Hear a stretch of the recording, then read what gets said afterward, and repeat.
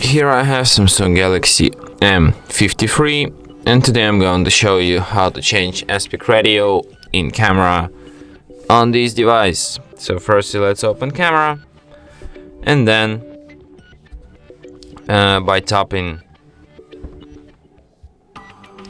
on this fourth icon here, you can change its aspect ratio. You have 3 and 4 108 megapixels, you have just the normal 3 on 4, you have 9 on 16, 1 on 1, and also full screen aspect ratio.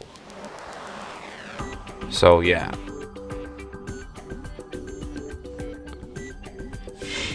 And that's it. Thanks for watching.